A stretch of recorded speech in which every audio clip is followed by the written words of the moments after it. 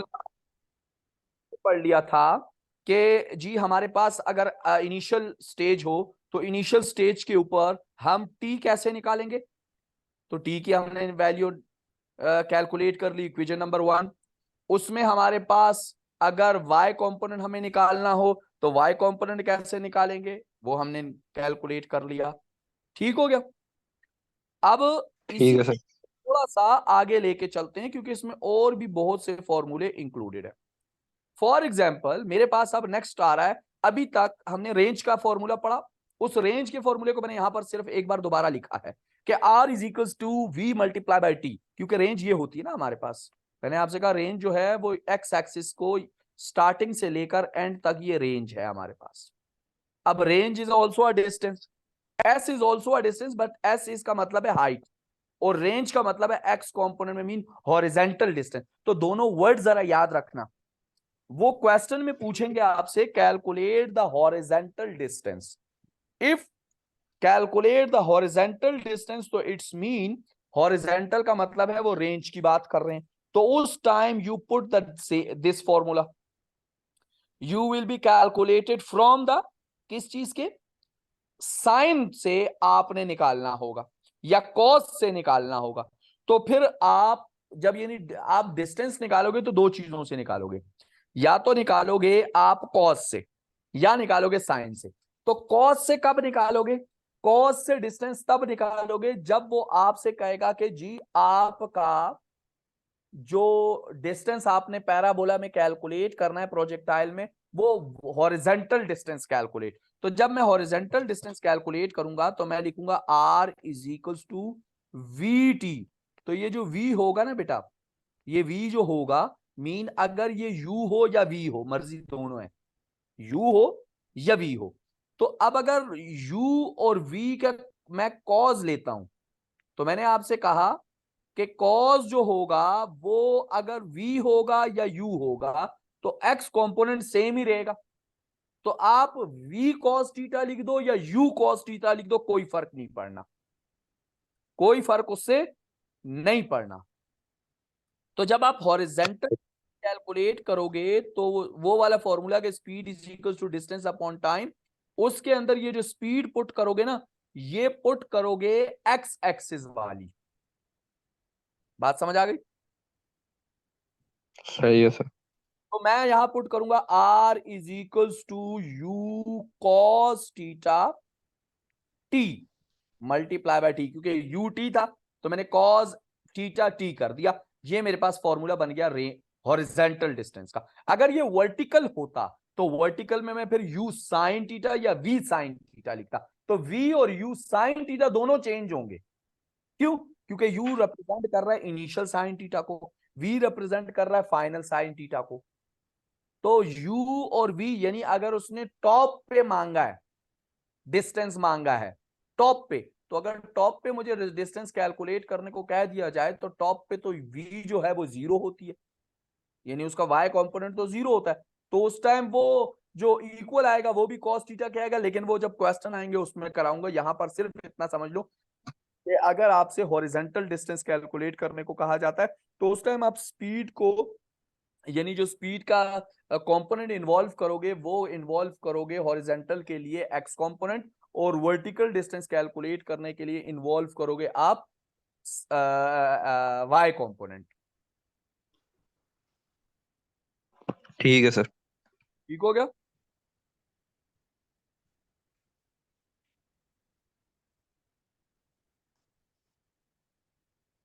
अच्छा हो गया यहां तक। जी सर। अच्छा अब इसको थोड़ा सा आगे चलते हैं, यानी यही चीजें आपके पास आगे भी आ रही, जरूरी नहीं आप ये फॉर्मूले यूज करोगे, ये सिर्फ आपको बनाने का तरीका सिखा रहा हूं। क्वेश्चन के अंदर कुछ भी आ सकता है, अभी मैं एक क्वेश्चन भी कराता हूं आपको। उसके बाद आ रहा है आपके पास प्रोजेक्टाइल मोशन में अगर रेंज आ जाती है तो रेंज को हमने सारा कुछ equals to U sine theta square plus U cos theta square whole under root, इसी तरह वी के लिए भी होगा। यानी अगर आपके पास फर्ज करो, जस्ट वेट, अगर आपके पास आपका ये फॉर्मूला है मीन ये वाले एंगल है, ये स्टार्टिंग में u आपने निकालना है, तो अगर u निकालना है तो u के लिए उसका कॉस जो हो जाएगा x कॉम्पोनेंट हो जाएगा u कॉस थीटा और y कॉम्पोनेंट हो जाएगा u साइन थीटा। तो हाइपोटेन्यूज निकालने के लिए सेम वही formula Pythagoras theorem, base square plus perpendicular square whole under root, आपके पास सिंपल फॉर्मूला है। तो वो u निकालना हो वो v निकाल, ठीक है। अच्छा, अब यहां पर एक दूसरी इंपॉर्टेंट चीज सुन लो। अगर मुझे लेट सपोज ये u और v है, ये u है ना, इनिशियल और फाइनल, यही है। तो अगर जी सर। मुझे ये x y कंपोनेंट है, क्या है, y component, Y component. Total y component फर्ज करो वो कह रहा है वी वाई निकालो, क्या निकालो, V Y. Total V Y. वो फिर जो होगा वो जितने भी y कंपोनेंट्स है ना वो एडअप्स होंगे। अगर वो मुझे u कंपोनेंट की बात करता है तो सारे u कंपोनेंट एडअप्स होंगे। ठीक हो गई बात। सही है सर। तो क्वेश्चन के साथ साथ क्वेश्चन में बड़ी ट्रिक्स होती हैं, उन ट्रिक्स को समझना होता है, क्योंकि kinematics same like the O level इतना सिंपल इसमें नहीं है जितना हम ओ लेवल में करते आ रहे थे। अब देखो एक क्वेश्चन है, नवंबर 2010 का ये क्वेश्चन मैंने सॉल्व किया था, तो मैंने कहा आपसे भी इसको मैं शेयर करता हूँ। नवंबर 2012 में ये 10 में ये क्वेश्चन आया, क्वेश्चन नंबर 2। उसमें कहा गया, मैं यहाँ कलर चेंज कर देता हूँ, ये डायग्राम तो मैंने पहले खींची हुई थी तो मैं इसमें सिर्फ कलर चेंज करता हूँ। उन्होंने कहा यहां से एक ऑब्जेक्ट है, इस जगह से वो ऑब्जेक्ट थ्रो किया जा रहा है इस डायरेक्शन में, यूं सही है। ट्रेवल किया है। यहां पर उन्होंने कहा कि उसकी जो वेलोसिटी है वो 8.2 मीटर पर सेकंड दे दी। टॉप पे, टॉप पे वेलोसिटी क्या दे दी, 8.2। 8.2 सेकेंड मीटर पर सेकंड दे दी। अब मैंने आपसे कहा था जब आपका टॉप होगा, कहां होगा, टॉप होगा, तो टॉप के ऊपर आपके पैराबोला पे y कंपोनेंट 0 हो जाएगा, हो जाएगा। जी सर। अब ये टॉप स्टार्टिंग है तो ये इनिशियल हो गया, u हो गया, मीन स्टार्टिंग पॉइंट हो गया ना, तो स्टार्टिंग पॉइंट u हो गया। जो एंडिंग पॉइंट होती है, एंडिंग वेलोसिटी उसकी होती है, उसको हम v कहते हैं, यानी फाइनल वेलोसिटी। सही है। अब जब ये स्टार्टिंग की मैं बात कर रहा हूं यहां की, पहले तो मुझे यहां के कंपोनेंट निकालने हैं, तो उसके लिए u y जो हो गया ना, u y यानी u का y कंपोनेंट वो तो 0 हो गया, क्योंकि y 0 है तो u का y कंपोनेंट 0 हो गया, ठीक हो गया। बट उसने कहा है कि टोटल जो है वो ये है, तो टोटल ये होने का मतलब है उसका जो u x कंपोनेंट है ना वो 8.2 है। जो x कंपोनेंट है वो कितना है, वो 8.2। इसका मतलब ये है, उसने यही कहा कि initially the object start when I throw the object that time it will be 8.2 metre per second. तो बेटा अगर हाइट पे होगा तो हाइट पे अगर वो स्टार्टअप भी 8.2 से ले रहा है तो वहां पर उसका एक्स कंपोनेंट होगा, वाई कंपोनेंट तो इन्वॉल्व ही नहीं होगा क्योंकि वाई कंपोनेंट 0 है at the G maximum. Sir. Y 0 है तो वाई अगर 0 हो गया तो मैंने यहां मेंशन कर दिया वाई विल बी 0, यानी यू का वाई। यहां पर ये कंफ्यूजिंग सिर्फ आती है यू और वी, और कोई कंफ्यूजिंग नहीं आती। कभी जी यू का एक्स और वाई निकालना पड़ता है, कभी वी का एक्स और वाई निकालना। अब जरा गौर से सुनना कि मैं क्या कह रहा हूं। ये पॉइंट क्या है, इनिशियल पॉइंट है जहां पर आपके पास u इन्वॉल्व होगा। अब उसने कहा कि ऑब्जेक्ट ट्रेवल करते करते p पॉइंट तक आ गया, आ गया। जी अब सर। तो उसने कह दिया p पॉइंट पे जो उसने डिग्री बनाई वो 60 डिग्री बना दी, ठीक हो गया। ये उसने क्वेश्चन के अंदर दिया हुआ है। सही है। अब आपसे वो ये कह रहा है कि भैया ये बताओ कि जब वो p पॉइंट पे पहुंचा, ठीक हो गया, जब वो p पॉइंट पे पहुंचा तो वहां पर ये बताओ कि वहां पर उसका जो वर्टिकल वेलोसिटी थी, क्या थी, वर्टिकल वेलोसिटी वो कितनी थी। अब मतलब वर्टिकल फाइनल। ना ना, फाइनल। वर्टिकल फाइनल की बात अभी नहीं हो रही, चलो फाइनल ले लो। कि भाई फाइनली वो कितने पे वहां पहुंचा, कोई प्रॉब्लम नहीं। जब वो यहां पहुंचा पी पे, तो वी वेलोसिटी वी हो गई, वेलोसिटी क्या हो गई, वी हो वी गई। हो गई। ओके डन, वेलोसिटी वी हो गई, सही है। अब उसने पूछी वी नहीं है, उसने पूछी है वी की वर्टिकल वेलोसिटी एट पी, यानी at P what is the vertical velocity of the object. तो चलो अगर यहां u है तो यहां p पे जब पहुंची v हो गई, तो v का वर्टिकल, तो v का वर्टिकल का मतलब है वी वाई की बात वो कर रहा है। v वर्टिकल का क्या मतलब है, वी वाई। वी वाई, यानी वेलोसिटी का वर्टिकल कंपोनेंट कितना है, तो वो वी वाई की बात कर रहा है। अब जब वी वाई की बात होती है, तो मैंने आपसे कहा जो x कंपोनेंट होगा वो नेवर इफेक्ट, इसका मतलब है P पॉइंट पे भी जो Vx आएगा वो सेम 8.2 ही होगा। क्यों? क्योंकि Ux और Vx दोनों सेम ही होंगे, x कंपोनेंट पे कोई फर्क नहीं पड़ेगा। सही है। तो x कंपोनेंट उसका हो गया 8.2 और y कंपोनेंट हमने कैलकुलेट करना है। तो अब अगर y कंपोनेंट मुझे कैलकुलेट करना है, मैं ये डायग्राम थोड़ी सी दोबारा बना रहा हूं ताकि थोड़ा सा क्लियर हो जाए। क्वेश्चन बड़ा लॉजिकल है और बहुत इंपॉर्टेंट क्वेश्चन है, इस तरह के लॉजिकल क्वेश्चन इन्वॉल्व होते हैं। उन्होंने कहा ऑब्जेक्ट ने यहां से मूव करना शुरू कर दिया, यहां तक आ गया पी तक, मैं सिर्फ पी तक बना रहा हूं। उसने कहा ये पी के ऊपर जो एंगल बन रहा है ये 60 बन रहा है, उसने यहां पर लाइन बना के दे भी दिया हमें, ठीक हो गया। फिर उसने कहा इस पी के ऊपर वर्टिकल कंपोनेंट निकालो। तो यहां पर P के ऊपर चलो, अगर वेलोसिटी यहां पर U थी तो P के ऊपर वेलोसिटी V हो गई, तो V का वर्टिकल कंपोनेंट होता है Vy। अब मैंने यहां पर Ux पहले ही कैलकुलेट कर लिया, Ux जो है वो 2.8 है, तो Vx भी जो होगा वो 2.8 ही होगा, यही होगा। सही है सर। अब मेरे पास तीन किस्म के फॉर्मूले थे, यानी ये अगर मैं P वाली पोजीशन की डायग्राम बनाऊं तो वो कुछ यूं बन जाएगी, यानी ये जो बनेगा ये v का y कंपोनेंट बनेगा, ये जो बनेगा v का x कंपोनेंट बनेगा, ये v बनेगा। अब एंगल जो है वो यहां पर है 60, उसने दिया हुआ है हमें। अब ये जो है ये इसका ऑपोजिट है और ये जो है ये इसका क्या है, एडजेसेंट है। तो मतलब एडजेसेंट और ऑपोजिट मुझे निकालना है, एडजेसेंट मुझे गिवन है 8.2, ऑपोजिट मुझे निकालना है। तो जब ऑपोजिट कैलकुलेट करना होता है तो मेरे पास फॉर्मूला होता है tan theta equals to V Y mean opposite या परपेंडिकुलर अपॉन एडजेसेंट, यही होता है। वी जी sir. Adjacent perpendicular upon adjacent या बेस। अब tan तो tan आ गया, tan तो tan आ जाएगा, थीटा की जगह आ जाएगा 60 इज इक्वल्स टू, ये बेस यहां से यहां शिफ्ट हो गया क्योंकि मुझे वर्टिकल कंपोनेंट निकालना है। तो यहां पर आपके पास इसके साथ ये मल्टीप्लाई हो गया, मल्टीप्लाई हो गया आपके पास Vx और यहां आ गया Vy। तो Vx की वैल्यू जो है वो है 8.2, तो मैंने 8.2 पुट कर ली, मल्टीप्लाई बाय tan 60, tan 60 जरा कैलकुलेट करो कितना आता है,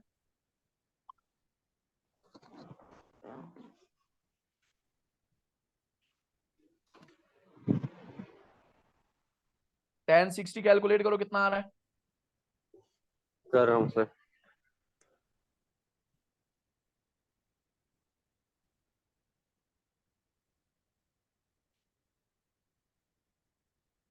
1.73। 1.73 मल्टीप्लाई बाय 8.2 कर लो,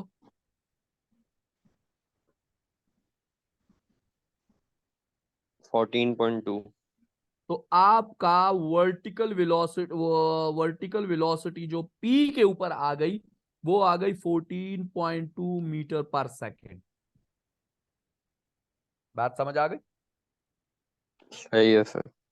अब मतलब ये हो गया, मैं वापस जा रहा हूं स्लाइड के ऊपर, मतलब ये हो गया कि अगर उसने इस पी के ऊपर पूछा हुआ है कि भाई ये जो पी है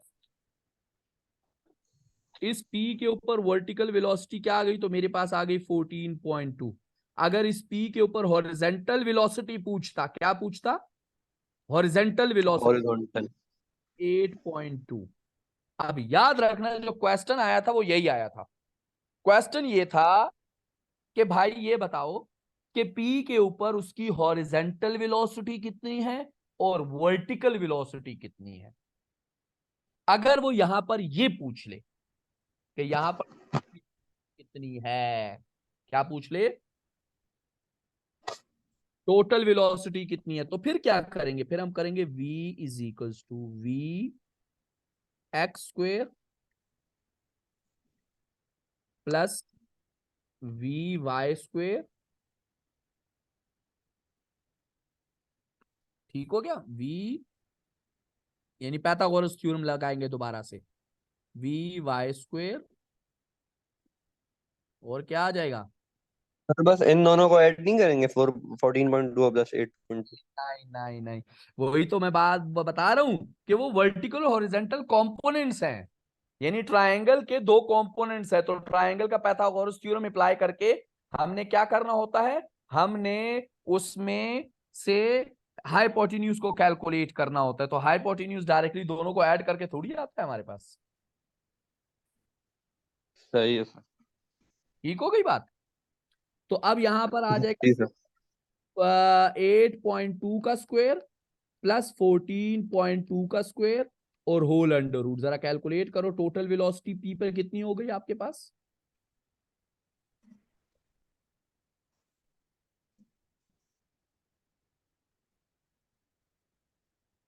अगर वो पूछ ले, इस क्वेश्चन में नहीं थी लेकिन मैं अपनी तरफ से करा रहा हूं कि अगर वो पूछ ले at P total velocity of the object कितनी है, तो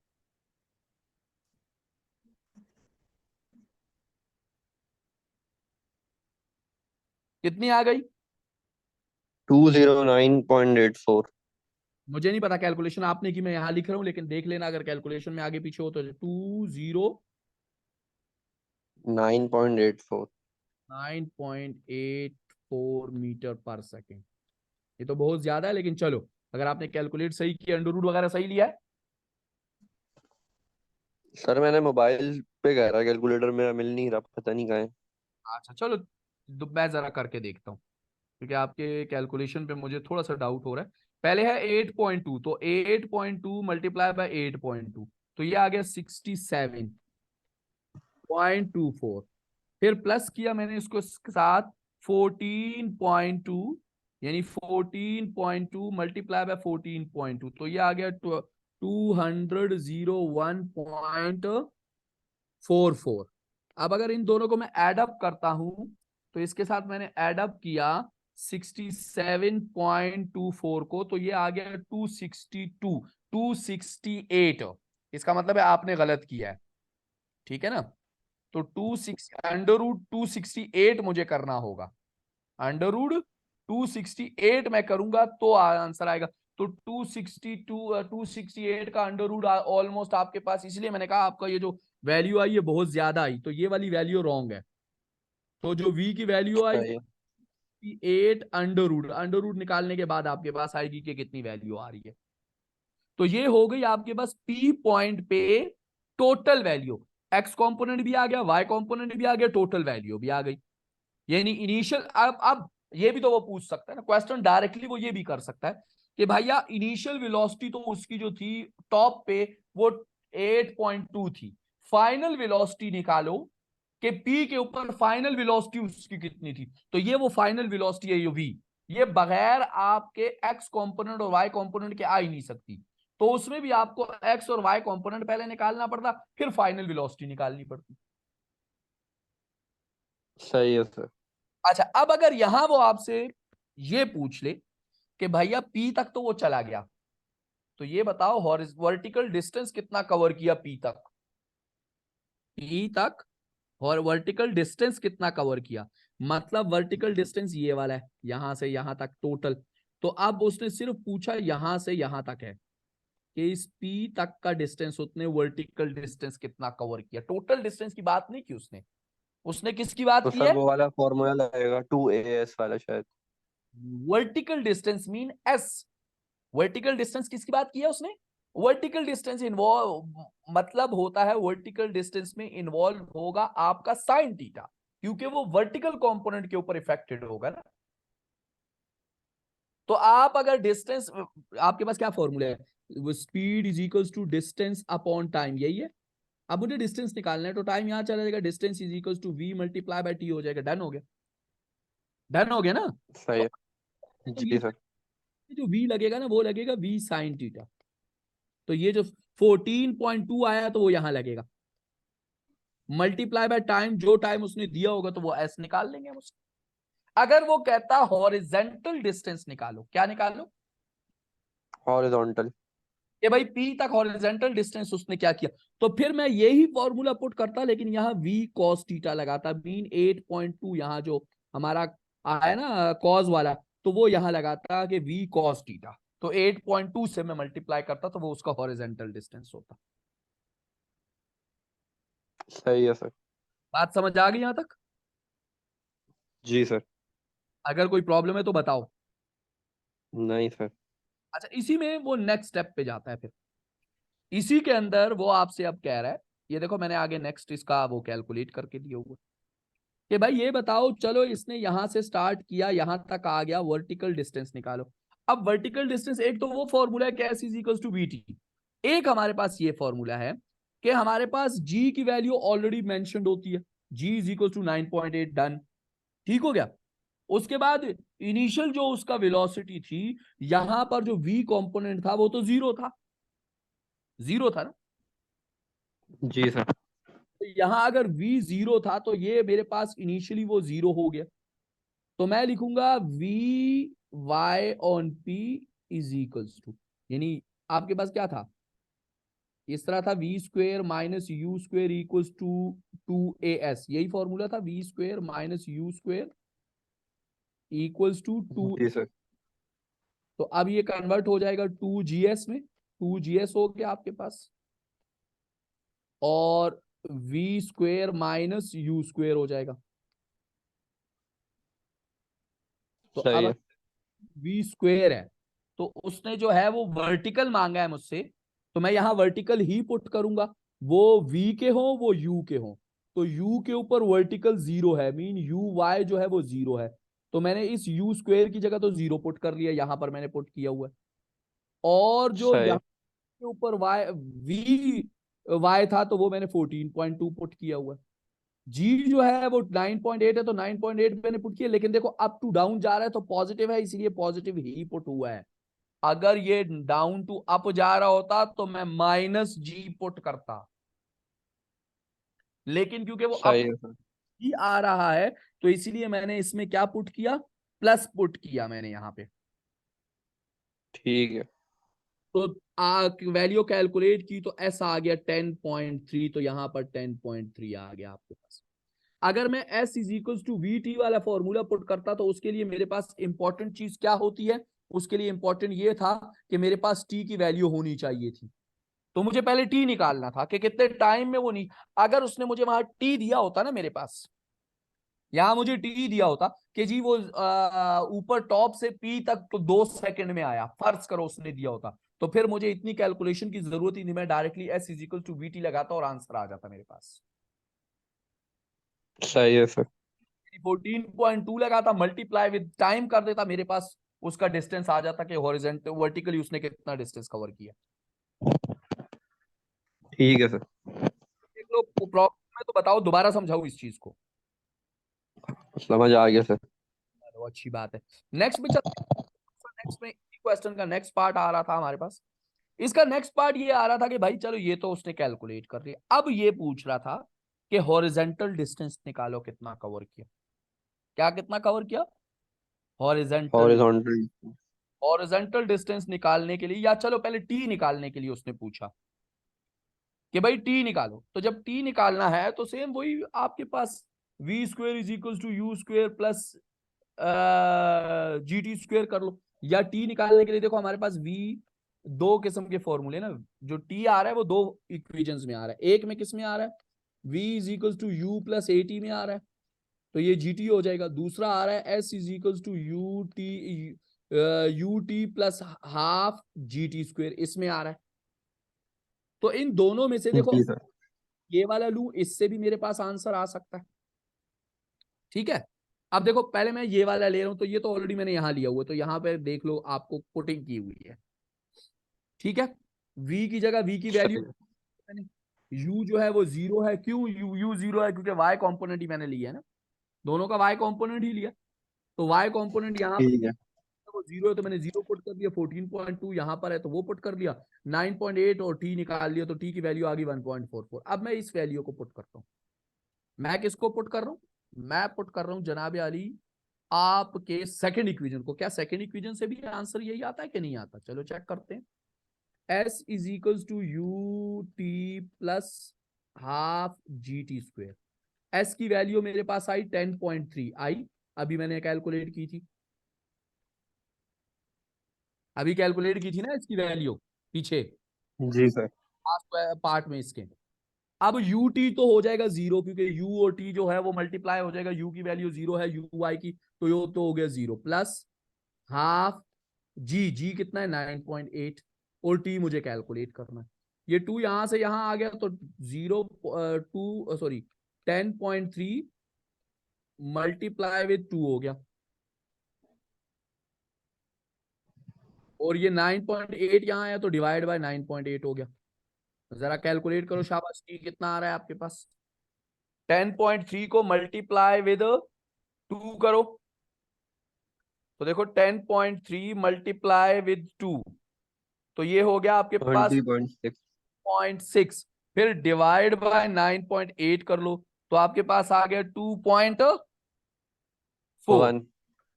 2.1, हाँ 2.1, तो आंसर आ गया 2.1। इससे कर लो या दूसरे से कर लो, दोनों के अंदर कोई प्रॉब्लम नहीं है। अब आप ये कह रहे होगे, जहन में ये सवाल आता है, तो ये तो आया हमारे पास 2.1, लेकिन जो यहां आंसर आ रहा था वो तो 1.44 आ रहा था, ये क्यों आ रहा था भाई? ये डिफरेंस समझाने के लिए सिर्फ ये काम मैंने किया, वो डिफरेंस क्यों आ रहा है, ये जो ये आंसर आ रहा है मेरे पास, यहां तो आंसर आ रहा है 1.44, और जो हमने कैलकुलेट किया वो आया 1.2। हमने वहां जो एस की वैल्यू लगाई थी वो लगाई थी 10.3, लगाई थी, लगाई थी।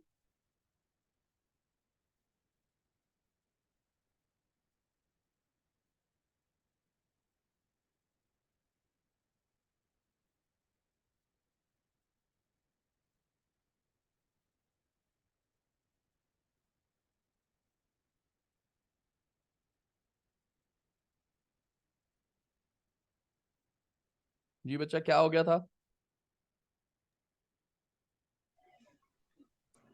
बेटा क्या हो गया था? पता नहीं, खुद ब खुद सर वो क्या हो गया था, लीव हो गया था। अब देखो वहां जो हमने वैल्यू कैलकुलेट की वो आई 2.1, लेकिन यहां हमारे पास वैल्यू आ रही है 1.44। अब ये दोनों में नहीं डिफरेंस, सर, वो तो स्क्वायर रूट कर लेंगे ना 2.1 का, तो 1.44 ही आ जाएगा। 2.1 का स्क्वायर रूट क्यों करेगा? वो हाफ जी टी स्क्वायर था ना, टी का स्क्वायर था ना, तो वही चीज मैंने वही आपसे कहा कि आपने क्या करना है, दोनों की वैल्यू सेम आनी है। आप वो वाला फॉर्मूला पुट करो या ये करो, दोनों में कोई फर्क नहीं पड़ना। क्लियर होगी बात यहाँ ठीक है तक? सर। कोई प्रॉब्लम? जी सर। अच्छा, इसके बाद नहीं। क्वेश्चन था कि calculate the horizontal distance, vertical तो आ गया एस 10.3, अब उसने कहा था calculate the horizontal distance also, तो हॉरिजेंटल डिस्टेंस जो था वो आर था, तो R is equal to U T हमारे पास होता है, ठीक है, यानी U cos theta, U cos theta multiply by T. अगर ये टी मेरे पास यहां पर भी ना होता ना, तो मैं अगेन जैसे मैंने एस कैलकुलेट किया वैसे ही आर को भी कैलकुलेट करता, लेकिन क्योंकि उसमें एस में मैंने क्या किया था, साइन टीटा को पुट किया था, 14.2 को पुट किया था। अब मैं वहां पर 14.2 को नहीं पुट करूंगा, बल्कि मैं 8.2 को पुट करूंगा वहां पे, तो भी आंसर यही आएगा। बट हॉरिजेंटल डिस्टेंस जब भी कैलकुलेट करना हो तो उसमें टाइम ऑलरेडी गिवन होता है, तो टाइम ऊपर मेरे पास ऑलरेडी है, और u cos थीटा मेरे पास 8.2 है, दोनों को मल्टीप्लाई कर दिया, मेरे पास r आ गया कि r कितना है। सही है सर। क्लियर होगी बात? ठीक है सर। प्रॉब्लम इसमें? नहीं सर। काइनेमेटिक का पोर्शन हमारा पूरे का पूरा खत्म हो गया है, मीन का एंड हो गया है। नेक्स्ट क्लास में हम इसके जो है पास्ट पेपर स्टार्ट करेंगे और वर्कशीट स्टार्ट